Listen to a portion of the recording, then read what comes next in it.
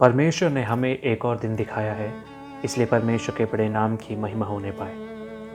आइए आज हम अपना ध्यान पहले शमूएल 15वें अध्याय के 22वें वचन के आखिरी भाग की ओर लेकर चलें।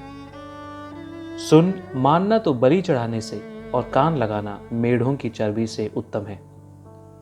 पढ़े गए अनुग्रहित वचन के आधार पर आज्ञाकारिता, इस विषय पर मनन करने के लिए हम परमेश्वर की शरण में आए। शाऊल और उसके लोग परमेश्वर की वेदी पर बलि चढ़ाते हैं, लेकिन आज्ञा ना मानने के कारण उनकी बलि नष्ट होने वाली और अशुद्धता से भरी होने के कारण परमेश्वर उनकी बलि से प्रसन्न नहीं होता। प्रिय लोगों, परमेश्वर की आज्ञा ना मानकर हम चाहे परमेश्वर को कितनी भी भेंट चढ़ा लें, वो परमेश्वर को ग्रहण योग्य होगा ही नहीं। वो चाहे शाऊल जैसा राजा हो या हमारे जैसा सामान्य जन हो, आज्ञाकारिता या आज्ञा मानना परमेश्वर हमसे चाहते हैं। आज सुबह जो परमेश्वर हमसे कहते हैं, उसे मानने का हृदय आज हम में होने पाए।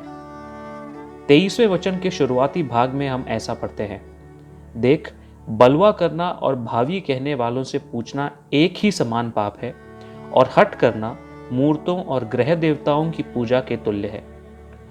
आज्ञा ना मानना हमें बलवा और हठ करने वाला बनाता है, और वो हमें परमेश्वर के वचन को त्यागने के लिए प्रेरित करता है।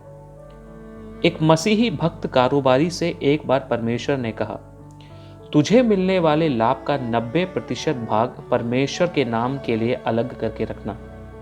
उस व्यक्ति ने यह सुनकर उसको मानने का निर्णय किया। काफी समय तक उन्हें मिलने वाले लाभ का 90% भाग उन्होंने परमेश्वर के नाम के लिए अलग करके रखा।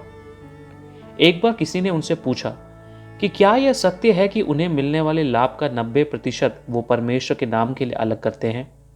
उसके उत्तर में उन्होंने इस प्रकार कहा कि मैं परमेश्वर को कुछ भी नहीं देता, क्योंकि सब कुछ परमेश्वर का ही है। मैं बस 10% ही अपने पास रखता हूं। प्रिय लोगों, अगर परमेश्वर का कहा हमें मानना है, तो हम परमेश्वर के प्रति अच्छा मनोभाव रखने वाले होने चाहिए। उसी प्रकार अगर बच्चे भी अपने माता पिता, शिक्षकों का कहना तभी मान सकते हैं जब बच्चों के मन में उनके प्रति अच्छा भाव हो।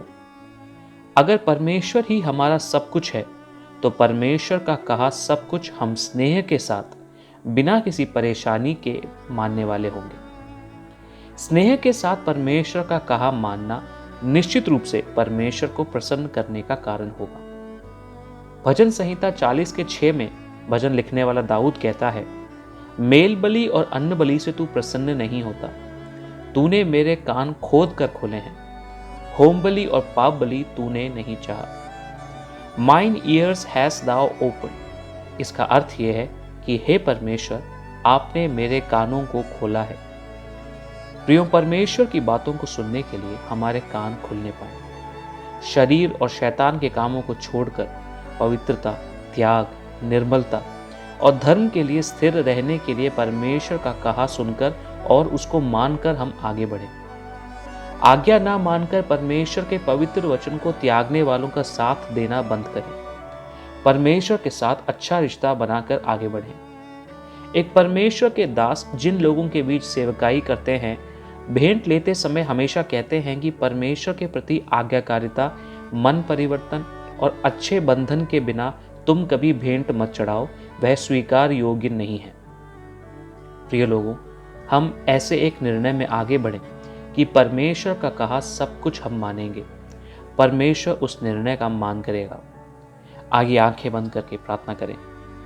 हे पिता परमेश्वर, इस सुबह के लिए और दिए हुए इस वचन के लिए धन्यवाद देते हैं।